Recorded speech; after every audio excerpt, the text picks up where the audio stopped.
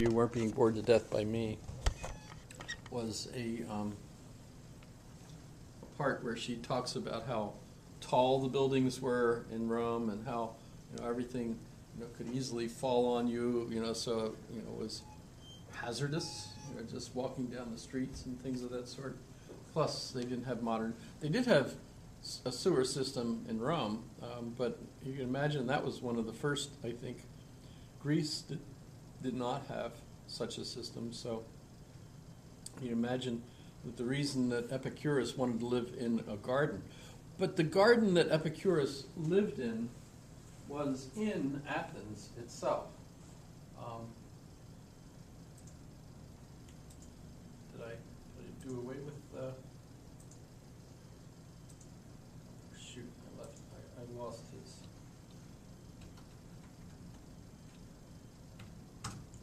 Wiki page here.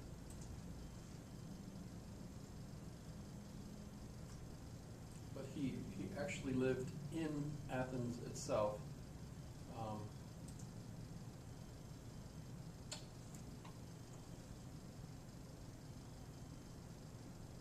So here it is here. Epicurus bought a property for his school called the Garden.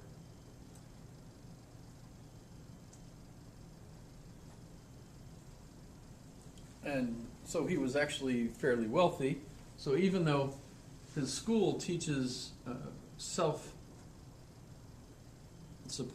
basically you're living on your own, not dependent on others, growing your own food,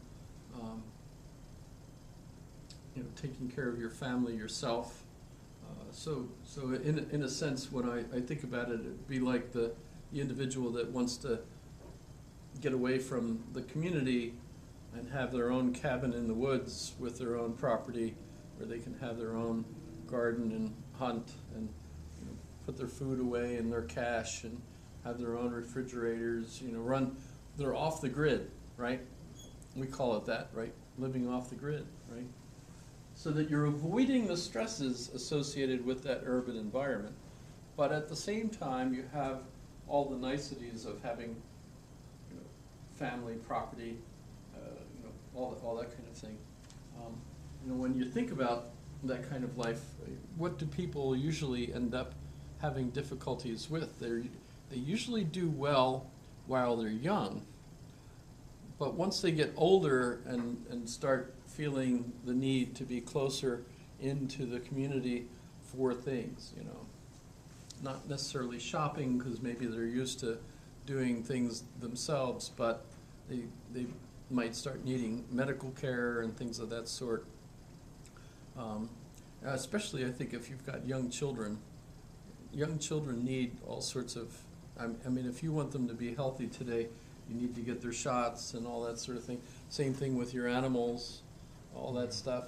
So I think it's harder today to benefit from all the modern technologies and things if you're off the grid like that.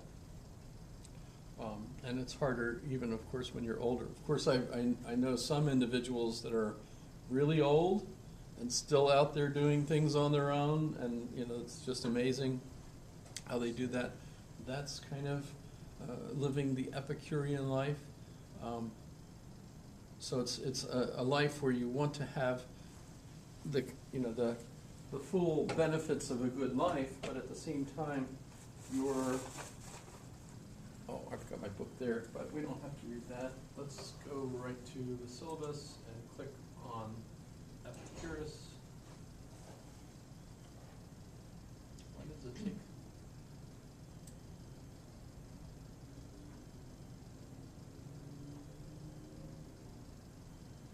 I thought I had it already set up to go right to Epicurus. Where is he?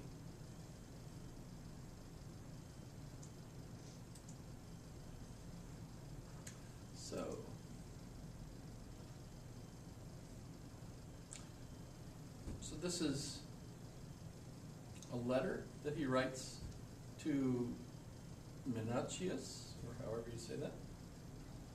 Let no one be slow to seek wisdom when he is young,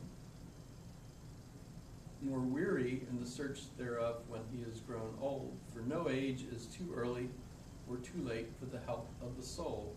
And to say that the season for studying philosophy has not yet come, or that it is past and gone, is like saying that the season for happiness is not yet, or that it is now no more. Therefore both old and young ought to seek wisdom, the former in order that as age comes over him, he may be young in good things because of the grace of what has been, and the latter in order that while he is young, he may at the same time be old, because he has no fear of the things which are to come. So we must exercise ourselves in the things which bring happiness, since if that be present, we have everything. And if that be absent, all our actions are directed towards attaining it. It's kind of interesting in reading Steven Pinker's book. One of the things he talks about is happiness, and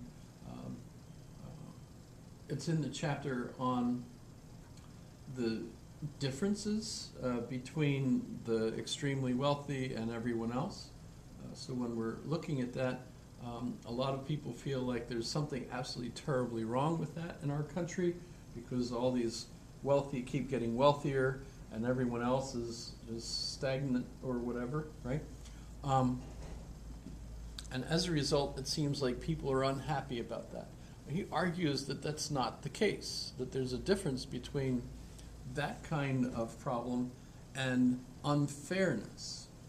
That it seems like people are okay with that kind of difference in income disparity as long as they view the difference as being based on fairness, a meritocracy. So if the people, and I think this is true when you think of people like Bill Gates and Jobs, not employment, but the Steve Jobs, those guys, Elon Musk, right? The guy that just shot his sports car out into space. I'm still mad about that. I'd like to keep that myself, but now it's out there, so I don't know if anybody's trying to get out there and get it, because probably wouldn't be any good anymore. But you get the idea. But when we think of these really wealthy people, we don't really feel mad at them, do we? Because they've made out like they have. Do you? Good for them. They figured out a way to make billions of dollars. Same thing with J.K. Rowling. I don't feel like it's unfair that she's a billionaire selling all those books and movies. Doesn't feel unfair. Plus, they've brought happiness to so many people because we buy the books and like them, and we go to the movies and like them. We buy the software and hate it. But you have to have it. You need an update. Dang, give me an update. That's uploading update. 10 minutes to upload, 12 minutes to upload, 15 minutes to upload, 2 minutes to upload, half an hour to upload. What? Sorry, that's an Eddie Izzard sketch. So the interesting thing he argues is as long as we feel like it's fair. And there's a difference between being poor and having everything. So, for example, this is Steven Pinker, who argues, even those that are considered poor today in America have TVs, microwaves, refrigeration, electricity, you name it, all these modern conveniences, right? And that sounds, well, if you compare that to back in the 50s, 1950s, the poor people didn't have all that stuff. So poor, even being poor today, is different than it used to be. So if you're looking at progress and everything, he still argues that we're much better off all across the board. Plus, he was talking about the whole world, not just the U.S. I thought it was really scary. At one point, he talks about how since 2008, and in fact longer than that, since really like the 1990s, we've had our industrial areas have become what's known as the Rust Belts, right? Where the factories have closed down and went overseas where they could get cheaper labor. So we see that as, well, we've got all these people now that are unemployed and they're not getting jobs and their quality of life has deteriorated, right?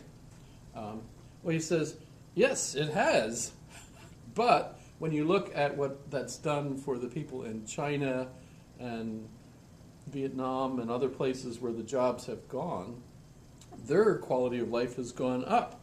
And when we look at how the quality of life throughout the world has gone up, and the only ones, you imagine talking this way, right? The only ones that have lost out are the lower middle or the middle class in certain areas of the United States. You wouldn't want to say this as a politician, because of course you wouldn't get elected, he says, but actually it's better for the whole world because all of these other people are gaining, right? Whoa, I'm not sure how many people are going to read that book and then go hunting for him, and find where he lives, but I'm sure you could find his house. It's in Boston near Harvard. I'm sure it's walking distance because he's a professor in the Harvard psychology department. So, but when we're talking about happiness as an individual, how do you get to be happy? For Epicurus, it's having stuff, obviously, but not being stressed out and getting all that stuff. It's interesting that he's a deist, not a theist. He believes that God is a living being, immortal and happy. Believe that God is a living being, but at the same time, don't expect God to do anything for you, give you any favors. That's just being dumb. So that's kind of interesting.